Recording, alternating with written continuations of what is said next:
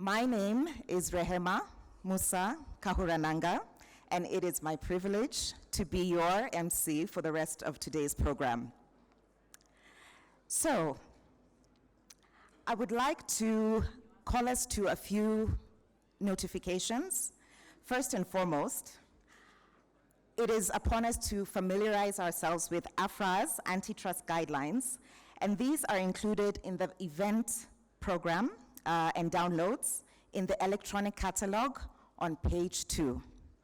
So this is a kind reminder from AFRA for all the participants today. Please make sure that you familiarize yourself with these guidelines. So now, before we continue, we'd like to say thank you. This has been made possible because of you, the participants, but also because of our sponsors. And we want to acknowledge the sponsors for this conference at this point, say thank you, appreciate them, and be able to continue with the program for the day. So, in alphabetical order, I would like to thank. I'm glad to see that a lot of people came back from the physical coffee after 2 years, so thanks for being here with me. I'm Patrick Baudis. Good morning, everyone. I'm very pleased to be here today, and the purpose of the presentation here will be about the region, where we are and the status, and I would like to thank AFRA for their contribution to those few slides at the beginning on the status of the industry, and then moving forward to a more maybe optimistic view on the future.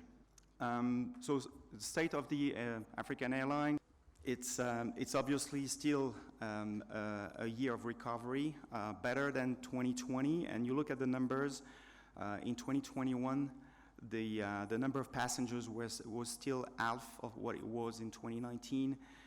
The load factors and the passengers lost 10 points, and the good news was that the cargo got 10 points up. We talked about cargo this morning, so in terms of load factor, numbers of jobs got halved, and the contribution to GDP also was half of what it was in 2019. So a lot of damage done in the industry.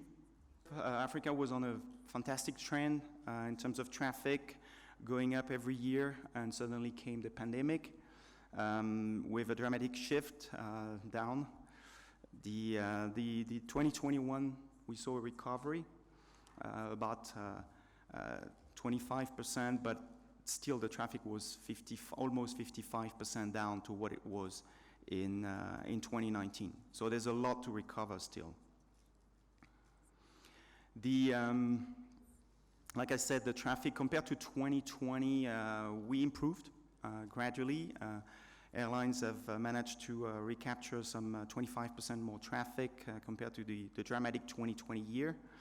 The share of the domestic traffic has increased. It's now at 42% for last year, 31% for within the region.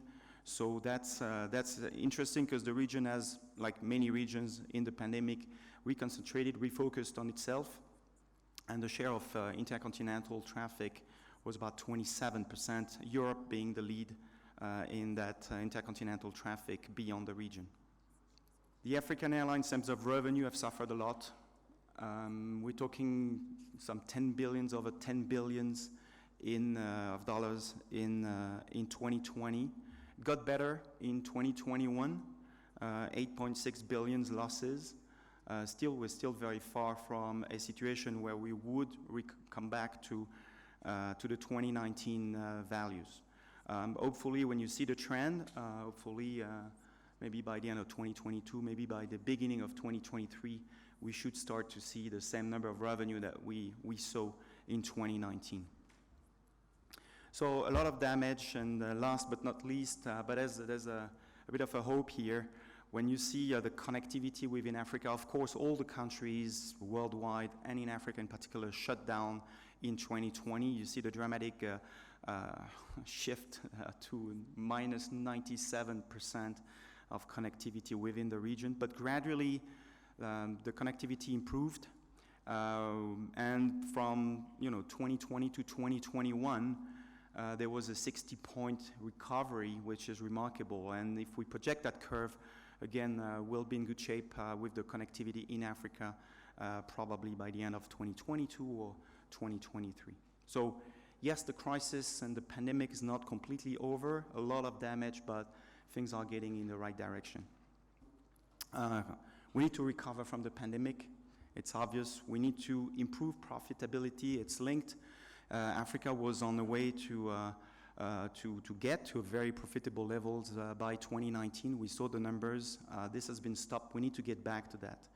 We need to develop the infrastructure, in particular the ATM and airports as well within the region. The effort needs to be continued. We need to facilitate further trade and the people movements. There's still barriers there. And last but not least, collectively, like any region, as an industry, we need to achieve the target that we've set ourselves to be net zero carbon by 2050. That's going to start sooner than that, obviously, and we'll have to demonstrate very, very quickly if we want to continue flying that we are going in that direction. We've produced a report just a month or two ago on sustainability, and it's a roadmap towards 2050. We were hearing, as with our manufacturer DNA, I'd say we were hearing a lot of things and a lot of people talking on that subject, but there was a lot of things very interesting said, but also less interesting and very unrealistic. We wanted to give a bit of a spin, a realistic spin on how we can reach the 2050 milestone, and that's what we've put in that report. So I encourage everyone to follow that link and read it through. So let's look at the positive now, okay? The first big positive news that we see from our forecast and our analysis on Africa will be the population and the GDP. As you can see, the population over the next 30 years will almost double in Africa, and we know that the more people, the more flying you get. It will increase by a rate of 2.2% per year, which is well above the world average, which is below 1% in terms of population growth. And that means Africa will become by 2050 the second largest region in the world after the Indian subcontinent. That's massive. But the biggest news to me is the right bubble here, the GDP. The GDP will grow faster, if you want, to multiply by 2.5 over the next 30 years, which means basically that there will be an increase in the GDP per capita, or the GDP per people in the region. Again, an impressive growth rate. That's good news because that's going to fuel, obviously, aviation. Can you click, please? Yeah, and if you look at the air market, the top air markets in the regions, the same top 10 markets that we've seen in 2019 will remain the same in 2050. The order will change slightly, but the same markets will remain. In terms of seat capacity, you see Ethiopia becoming number one and swapping positions with South Africa, and Kenya and Tunisia growing one step above in terms of ranking at the expense maybe of Algeria.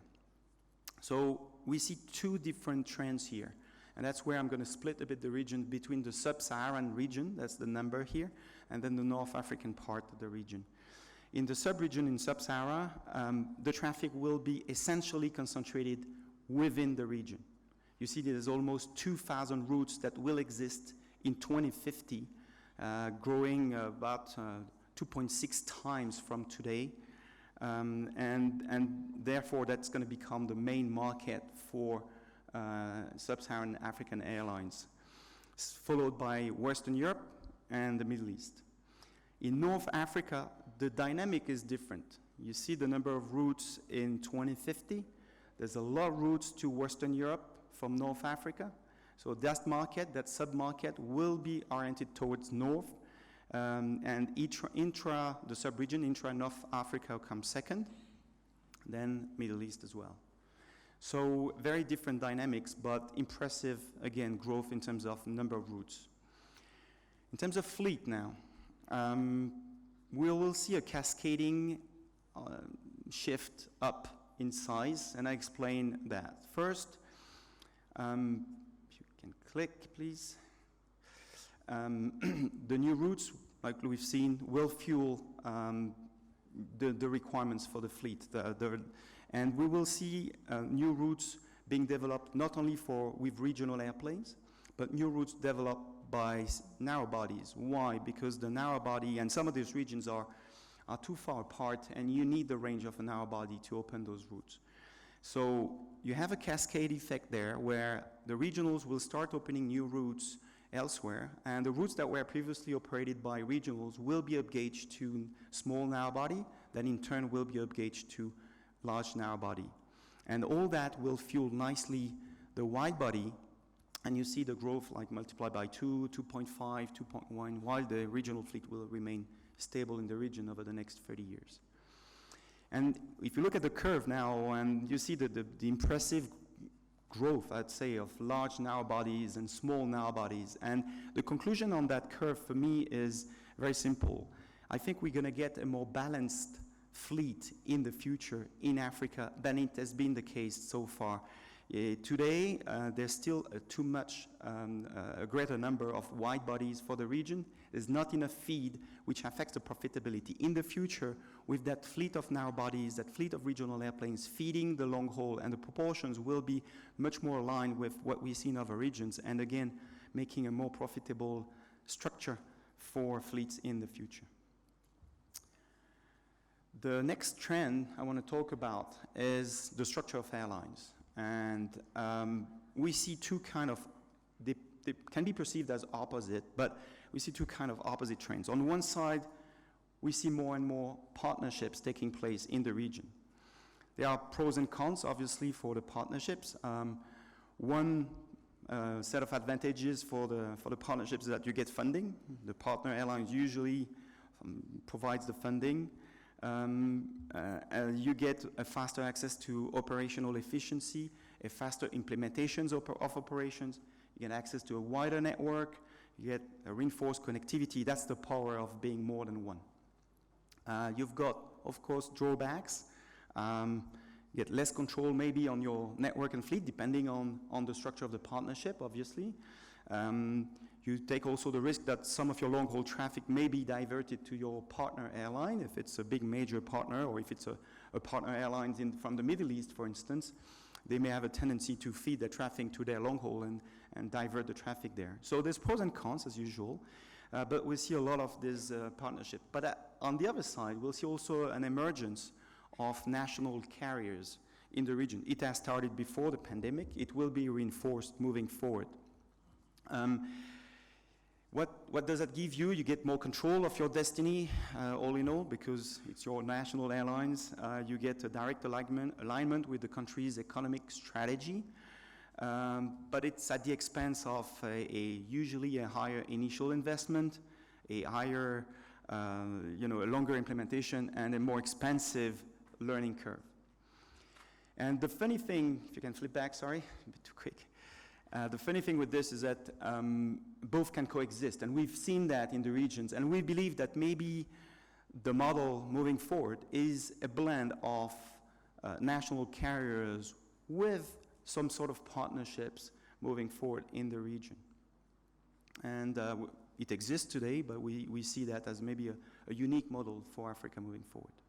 And last but not least, it's a continent where there's not a lot of low-cost carriers at the moment. And I think one of the reasons is that today, the traffic is fairly inelastic in the region.